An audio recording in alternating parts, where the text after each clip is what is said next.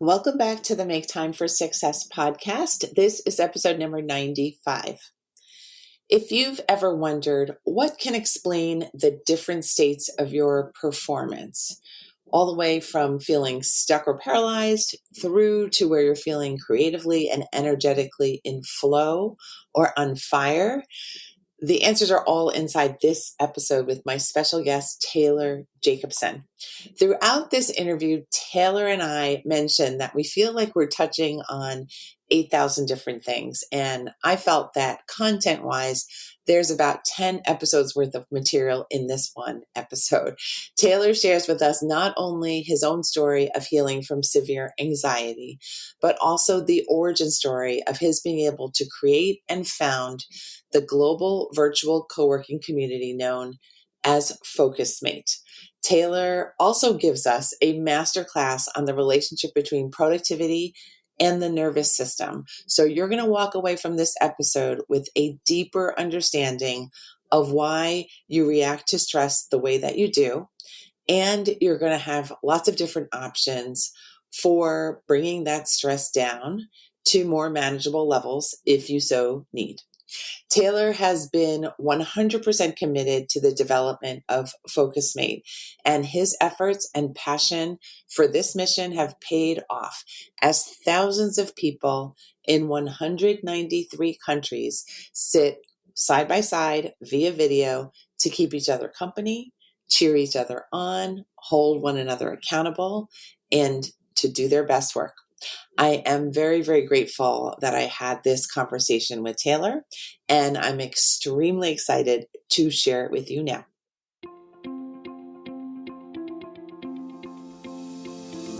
Hi, I'm Dr. Christine Lee, and I'm a psychologist and a procrastination coach. I've helped thousands of people move past procrastination and overwhelm so they could begin working to their potential. In this podcast, you're going to learn powerful strategies for getting your mind, body, and energy to work together so that you can focus on what's really important and accomplish the goals you want to achieve. When you start living within your full power, you're going to see how being productive can be easy and how you can create success on demand. Welcome to the Make Time for Success podcast. Hi, everyone. It's Dr. Christine Lee, and I think today's conversation is going to be really fun. I just have that feeling. I am just now meeting with our special guest today. His name is Taylor Jacobson, and he is the founder and CEO of FocusMate. You can find it at focusmate.com. And this is a co-working space online. And I'm grateful that Taylor has agreed to come on the show today to introduce us to FocusMate. And I think Taylor and I are going to just have a great conversation about all the reasons why we might want to use FocusMate, procrastination, anxiety, and assorted issues. Welcome to the show, Taylor. Thank you so much for having me. Hi, everyone. So Taylor, can you start us off with telling us about you, your backstory, anything you feel the audience should know about you? Sure. Thanks, Christine. I can start with some of the backstory that really got me to start this company, which it's funny to tell a backstory that's like all of the things that have gone wrong in your life, but that's generally, what motivates us to do things. So one of the first really big phases in my life, it's about 11 years ago, and I was working in a job where I didn't love the job. And then I started working remotely.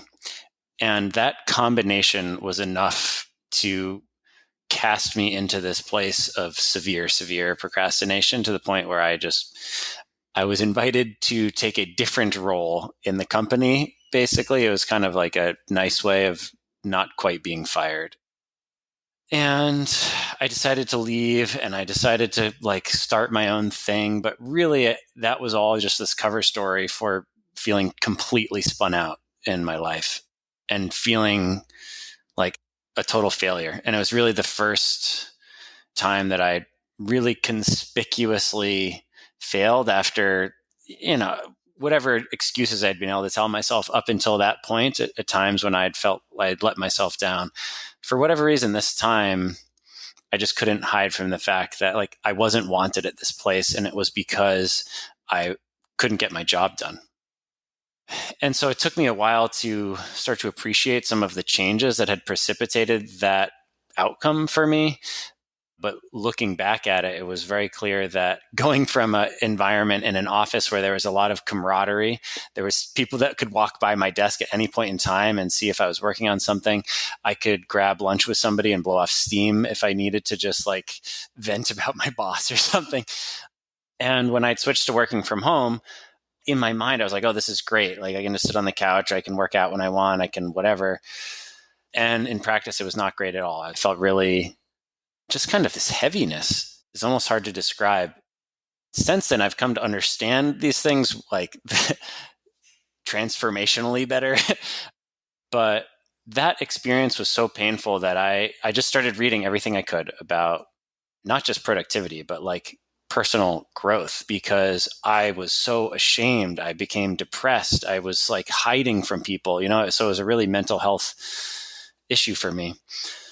And after like a year, I kind of started to get at least my mental health back on track, but I wound up continuing to work independently, not in an office. And I just continued to procrastinate, and I started to find ways to work around it. But it really wasn't until just a few years ago when I had the idea for FocusMate that things really started to turn around. So in part because of all that pain, I went and I got trained as an executive coach. I started doing coaching. And so kind of just my whole life became oriented around this really painful problem of like, I think we're all intuitively in touch with what we are capable of. And we can kind of numb ourselves out a little bit from that pain. But if you're really aware of it, it's really brutal to not be the person that you want to be, that you know you can be. And I could tell you 1,000 stories, really painful stories like that about, different moments in my life. But ultimately, it just became very clear that this was part of my purpose, was to help people be who they want to be and put out into the world the self-expression and the service to the world that is in their soul, in their being, in their life experience, and however you want to contextualize it. So I'll give a brief snapshot of FocusMate just to kind of land this. Where it came from, I was talking to, at the time, it was a coaching client. He was part of a men's group I was running, and he was procrastinating very severely. And he just confessed it to me. And it was a very intimate confession. Sometimes this can actually feel really personal, we can feel really inadequate, that we live in such a individualist culture, especially in the States. So it can be a shameful thing. And so he confessed this to me. And, there's this moment of me feeling safe with him when he confessed that. And I was like, I have this fantasy that I've never told anyone. But what I would really love to do is to get on a video call and each of us to share what we're going to work on. And then to just sit there together, keep each other company, check in periodically, see how it's going, and let each other know, like, are we making progress? How much progress? And so that was the first experiment. And it was so insanely effective. I mean, two huge procrastinators were suddenly just crushing it. And from there, the possibilities started to emerge for a company. And so we've built FocusMate. We built a company around this idea where you can, anytime you want, you can come onto FocusMate and you can find somebody who's going to keep you company and hold you accountable for 25 minutes, for 50 minutes. You have preferences over who you work with. We can get into more of the details of it, but that's a snapshot of what we're up to. That is a beautiful story. Thank you for sharing it from the origin moments.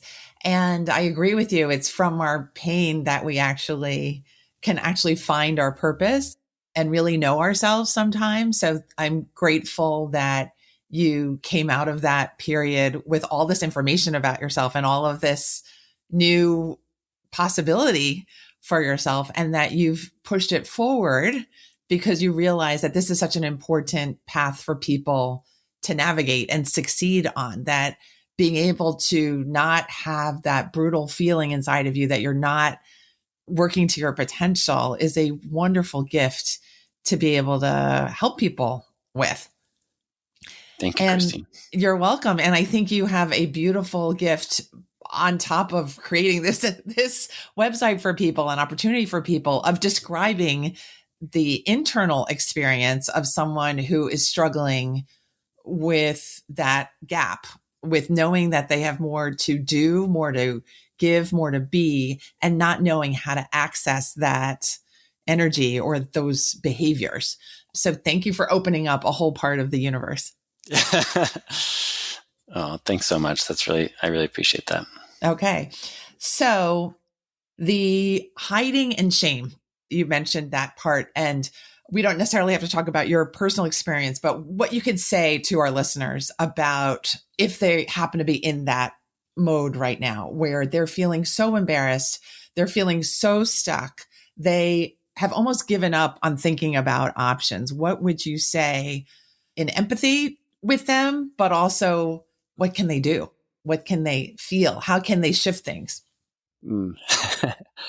Just listening to you, I went through this whole arc of like grief and empathy and then like joy and possibility. So firstly, yeah, I want to like send you some love. My frame for this has actually shifted a lot during the pandemic. A couple of years ago, I started experiencing some major nervous system dysregulation.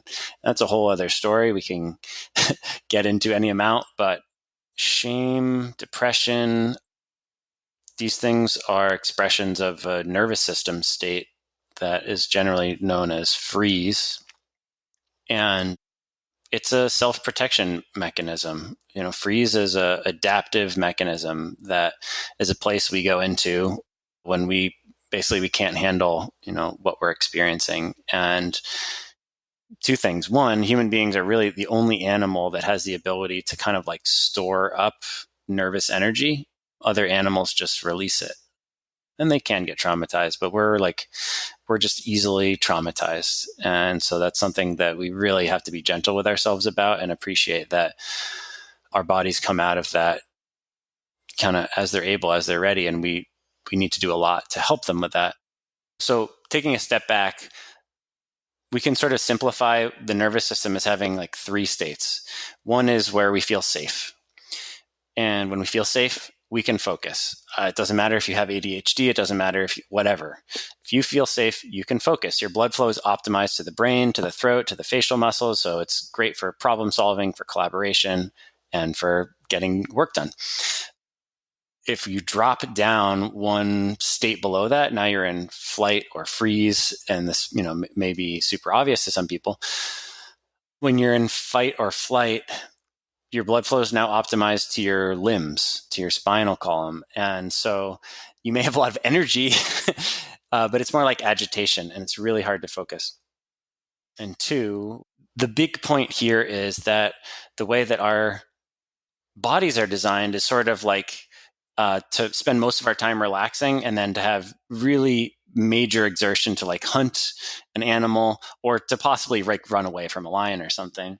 But we are not at all designed to be constantly bombarded by stress. It is not how our bodies are meant to work. But here we are, right? And so it is no wonder that a tremendous percentage of the population, which must be underreported in literally every statistic out there, is experiencing chronic stress, which is a chronic state of fight or flight. And the kind of healthy, appropriate response to fight flight is to like sprint or to scream or to like attack or something like this. And yet we're just kind of holding it all in.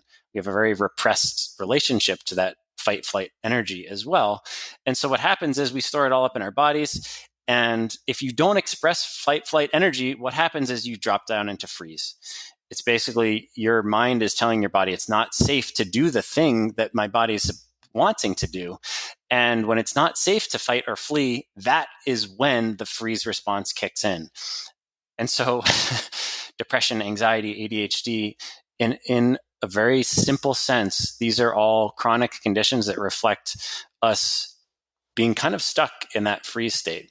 And so people express this in different ways, different sets of symptoms that might be labeled anxiety, might be labeled ADHD, might be labeled depression, might be whatever.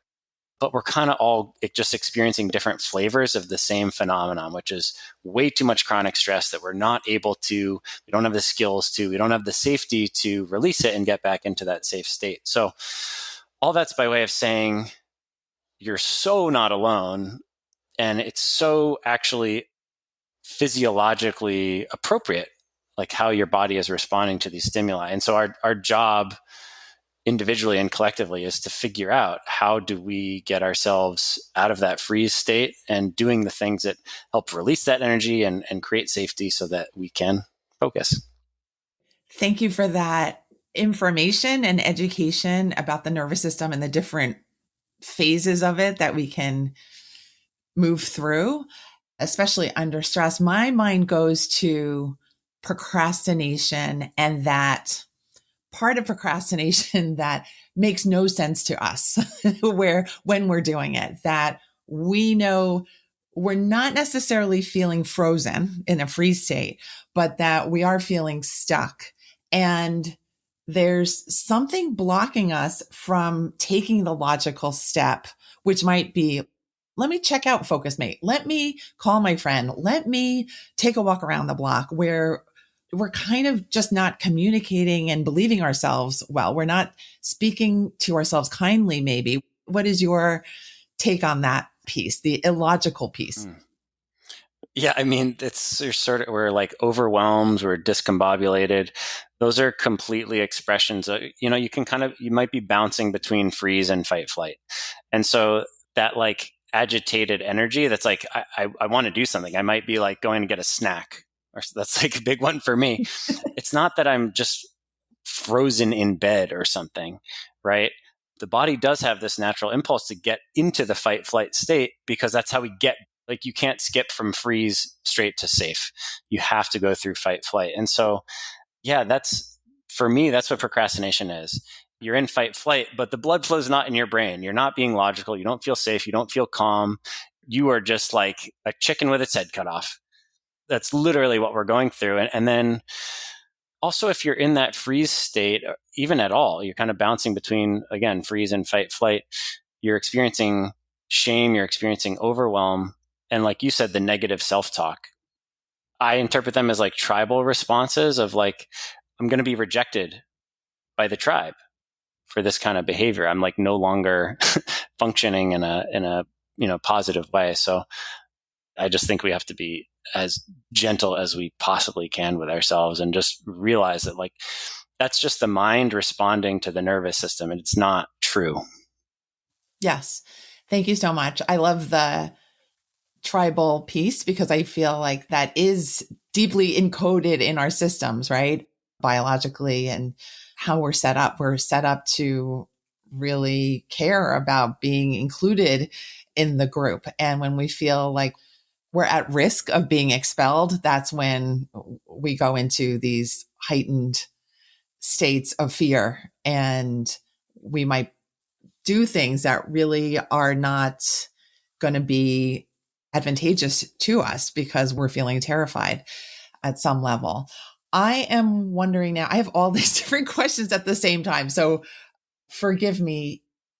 I want to talk about how to re-regulate your system. Kind of what are your ideas for staying calm, nurturing that state, believing that that's possible? Sometimes I think when we're so used to feeling high stress, feeling like that's actually what normal is for us, it may be a step to convince people that actually your body will do much better. You'll function much better. You'll think much better when you're at a calmer state. How do you help people with that?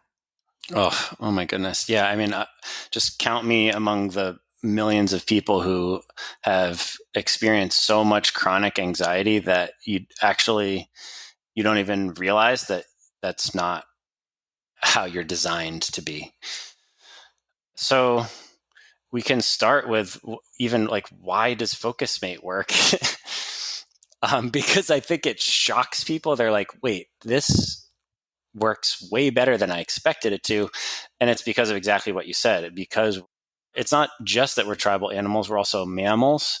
We're pack animals. And, somebody said this to me once, and it really resonated, that the human nervous system is not an individual nervous system. It is a collective nervous system. And so like that really puts a fine point on this idea that like that thing ain't going to function the way you want it to if you're too isolated. And this has nothing to do with introvert, extrovert, or like, do you like to curl up and read a book on Friday nights or whatever? We all need to be with other people. And it might look different for different people, but safety means having strong, safe bonds with others. And so there's a really strong autonomous change that happens in your body when you are with another safe person. That's called co-regulation. Actually, you talked about nervous system regulation. This is nervous system co-regulation. And so as soon as you get onto a focus mate session, and actually even before, you start thinking about it, you start looking, this applies to anything that you might be doing with another person. You start even imagining it, looking forward to it, and you already are starting to feel safe. You're already starting to feel more focused. So there's a whole bunch of science going on around focus mate, but I think that's one of the big ones that I just want to underscore for people. And it's why sometimes going to a cafe can really help, just being around people. Gosh, it's like 8,000 things to touch on here. But before we started our recording, we did 3 deep breaths. And this is a kind of cool one because you can do things with your mind to trigger the experience of safety, but often it's easier to start from the body, which will signal to the mind that you're safe. So if you really slow down your breathing, you're telling your body it's safe. You can't slow down your breathing if you're getting chased. You literally cannot do it. So there's all kinds of breathing techniques. Box breathing is kind of one of the big simple ones, but just like slow nasal breathing. And, for me, breathwork was something that I really just stumbled into a couple of years ago. And it just had so much impact on my body that I was like, oh, this is definitely a pathway for me. So I leaned more towards the physiological, body first things. Yoga is another huge one. Why is yoga so effective? We store this fight flight energy in the tissues of our bodies. It's literally why you get tight muscles. It's where chronic injuries come from and really chronic conditions too. So what is yoga? It's really just trying to simultaneously relax and stretch at the same time. And if you have a good yoga teacher, they're going to be emphasizing, hey, I want you to relax everything in your body that's not necessary for this pose. And why do they do that? It's because we're training our bodies to do things, not just lie in bed, but to do things while believing that we're safe. And we have to do that through this concentration of relaxing the tension in our bodies. So yoga can literally help us release that old stuck fight flight energy that is having us, like you said the word stuck, in the intro, that's having us chronically feel unsafe, chronically feel stressed. I mean, there's so many things we could get into. I'd love to actually hear some of like what your favorites are. And I guess I'll bottom line it by just saying, there are many, many techniques. It's really about finding what resonates with your body because, again, it's a physiological thing. It's not a mental thing. The mind's just responding. And so trusting your intuition and your body's guidance about what de-stresses and not kind of buying that story that there's no time.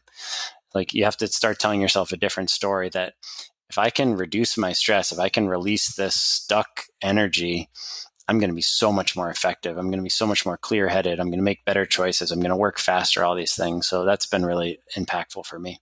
Yeah. What about you? Thank you for that. Coincidentally, I just came back from a yoga class and I've been away from yoga for quite a while. I don't know why particularly. I'm not necessarily a regular yoga person to begin with, but I just so appreciated having the experience of feeling like my hips opening up again and feeling like the real stretch and feeling the pleasure of the pain. There wasn't any real physical pain, but it was the pleasure of exertion. So it wasn't painful, but it was the pleasure of exertion on demand. Like it was because I wanted to, because I felt safe, because I wanted to improve my flexibility and regain that. And When you brought up the yoga example, I thought to myself, that's why it's so important to practice, because if we're not practicing these energetic things, guess what happens? Stress wins, because there's seemingly an influx of stress, no matter how calm we are at baseline, no matter what we're thinking. There are always going to be things that are challenging us, causing us to feel drained of energy and disrupt us from states of calm. And the more that you can get conscious about these patterns, get conscious about what's coming in as input, and get a practice going for stress release. So it doesn't have to be yoga every day, but it can include yoga every once in a while, because you're just training your body that you've got this. You've got master level control over this whole system that is built to protect you. It's in service of you. That's how I have come to think of it. And when we think, oh, it's bossing me around or it's instructing me to stay in bed, that's when the problems really start to pile up, because you don't feel in control of the physical system.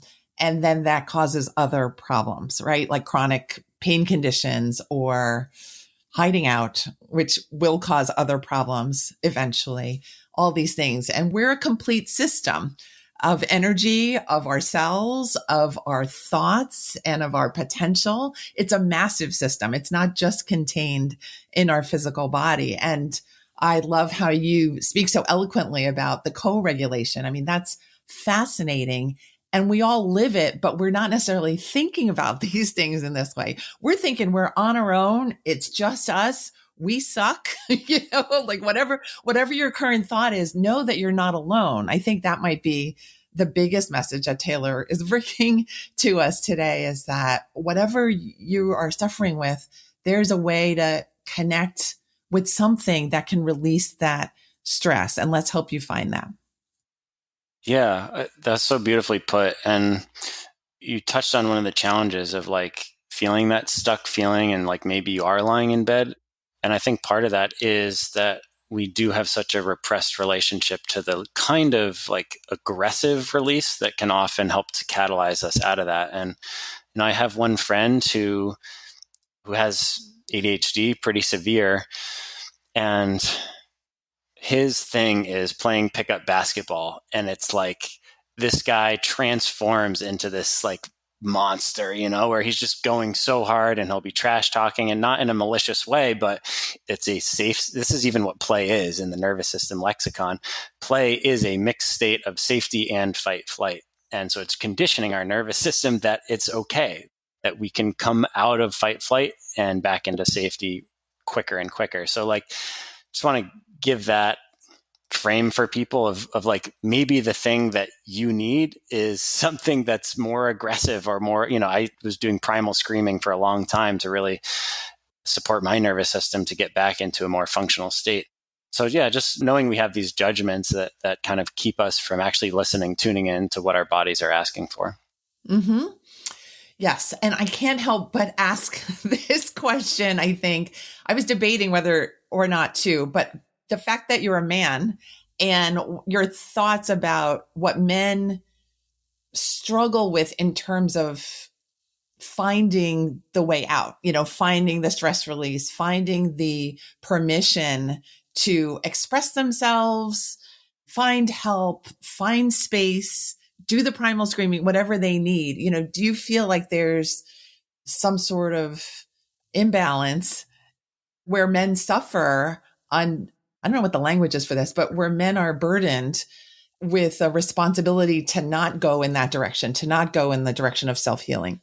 Well, it sounds, not to project, but it sounds like an observation you have had, perhaps. Well, I'm noticing that I think you're the third man I've had on the show as a guest. And I'm just hearing a lot, because I'm doing a lot of interviewing for the show, a lot of the female experience. So I think you're just making me curious, because of what you've been saying over the past few minutes about the more aggressive forms of release that there are, right? And I'm just not in the habit of hearing about those, probably because I'm not interviewing that many men. Yeah. Well, actually, I think what I'll share is really important for men and women because we sort of co-create the conditions for men and women together. And for men, it seems clear to me there's a culture that feeling feelings isn't okay, that to be manly, you don't show feelings or really even feel them. I guess directly opposite to that is the reality that the men that are the most grounded, the most in their masculine sort of clarity, presence, and power are men that are very capable of feeling and rapidly moving through their emotions back to safety. And so the function of emotions is just like a course correction. If you're feeling anger, oh, there's a boundary that's being violated. So now what is it? And the anger is helping really mobilize your energy to identify it, to get the clarity, and to do something about it. And because our society has largely deemed anger inappropriate, unhealthy, that good men don't get angry because angry men are violent and bad and destructive and hurt people and hurt women. And so instead of actually feeling their anger and hearing the wisdom in it, a lot of men in our society, me for a long time, repress it. And it comes out as passive aggressiveness and manifests itself in things like depression. Because again, like we talked about, if you're not feeling the anger, you're not moving through fight flight, you're not letting your nervous system do what it's designed to do. And so now you're bottling all that up and you're getting dropped down into freeze, depression, overwhelm, etc. And it's still there in you, right? So instead of men who are bold, brave, leading transformation in our society, holding it down for the masculine pole, because men are predominantly masculine, energetic beings, and that's like protection and change, whereas feminine energy is more like union and receptivity, etc. So we wind up with a society that doesn't actually have that sort of bold, declarative energy of transformation, that we're all kind of stuck in this more frozen state. And like you can see that in so many, facets of our culture, where it's apparent to all of us that we need change. And so we actually need men to feel their feelings, because it's going to get them activated and connected to their true selves. And they're, I could just go off and off and off. So I'll leave it there. Thanks for the question. Okay. You're very welcome. I'm really glad I asked it. Okay. And I agree. We absolutely need men for the change and for the expansion. And by the way, that's not just about men. All of us have masculine and feminine energy in us. But yeah, specifically, I think this is a kind of a societal malaise that affects men in this way. Yeah. Yes. Okay. So let's talk, if we can, about Focus Mate more directly. What are the things that most surprised you about creating this and having people go through it and seeing what can be? What is the biggest surprise you've had? I don't know if this qualifies as a surprise, but one of the defining aspects of Focus Mate is that it's an act of vulnerability to start using it. It's kind of implicitly raising your hand and saying, I'd rather have some help than do this alone. And be seen in that. Like the moment you show up on a Focus Mate session, you are being seen literally by somebody else in your desire for support. On the one hand, that deters some people from using it, because they're just, sometimes we're just not ready. We're not ready to be vulnerable. For me, this was years of a story that there's something better about figuring things out on my own. And that's a very convenient story to avoid being vulnerable, right? But the flip side, the positive upside of that, is that this community is like wildly supportive and accepting and warm in a way that I think just blows people away. And so like universally, the experience in our community forum and on sessions, on group sessions, is just this warm embrace. And I guess why I say it's surprising is that it keeps blowing my hair back over and over. I like drop into the community and experience something, or I get a message from somebody almost every day just sharing how transformational that's been. So, yeah. That's a beautiful story. Thank you. And I felt that very much resonated with the audience that I am working with. Typically people who self-identify as procrastinators. And I have just felt that this is just the loveliest community of people who are interested in expansion and healing and not believing that it's just their issue, that we can help each other when each of us find something out about ourselves, that it's energy that kind of resonates with other people too. So thank you for that beautiful story about the community. And I'm so grateful for you that you've built this community that you can drop into and help and guide and inspire. It's a really wonderful story. I am sure my curiosity always is about like the builder's road. How was that experience having to navigate creating this community? How did you get through that? Okay. Yeah. Topic change. Entrepreneurship. Yeah. One really important thing for me in my entrepreneurial journey, and I've done entrepreneurial things since I was probably 19, but all with really middling success or less, let's say. And I was like 29, 30 when I first had the idea for FocusMate. I'm 36. And I was actually so tired of letting myself down, going back to that early theme of our conversation, that I didn't jump into it right away. I had done too many things that ultimately weren't the right fit for me and didn't work out, not because they weren't good ideas, but just because it wasn't a really good fit for me.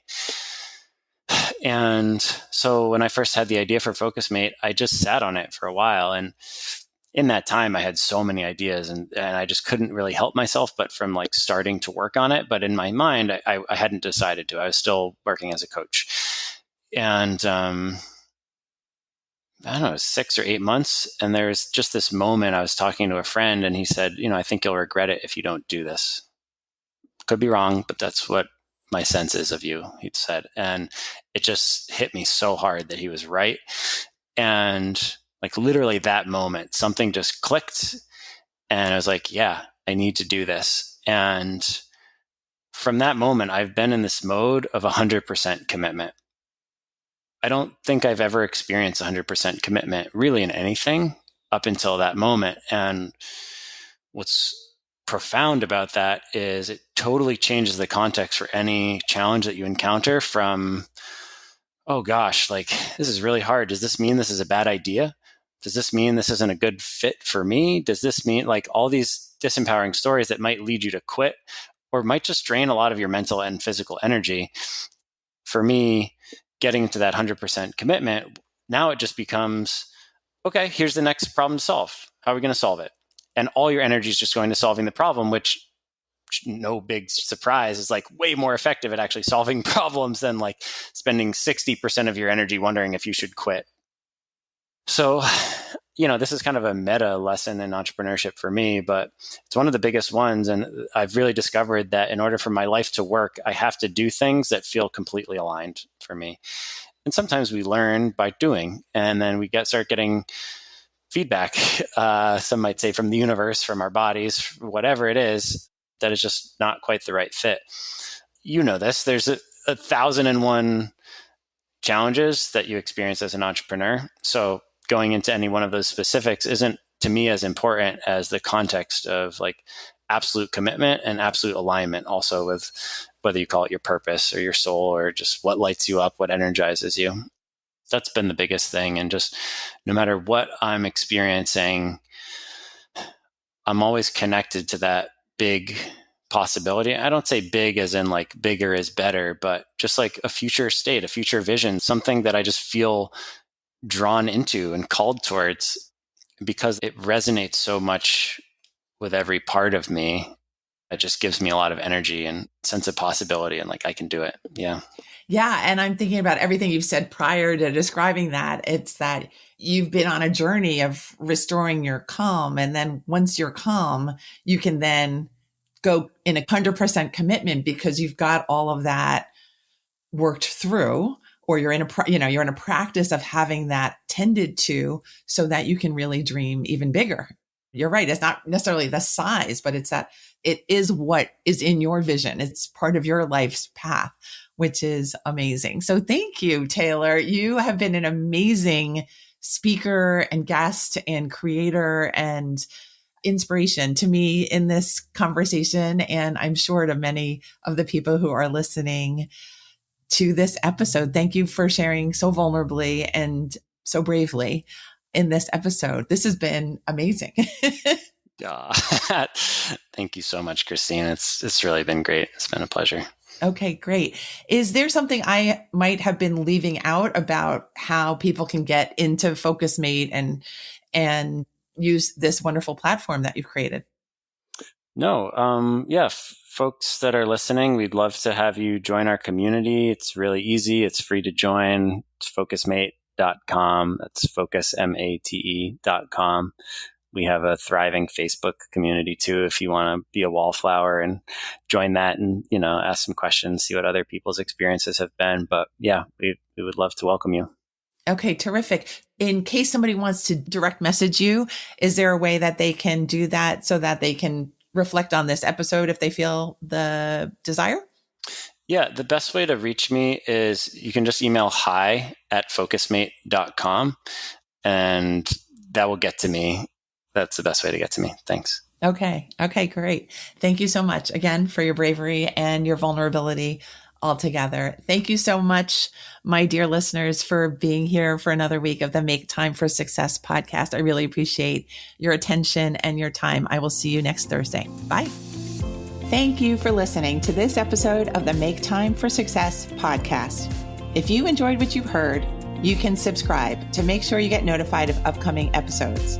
You can also visit our website, maketimeforsuccesspodcast.com, for past episodes, show notes, and all the resources we mention on the show.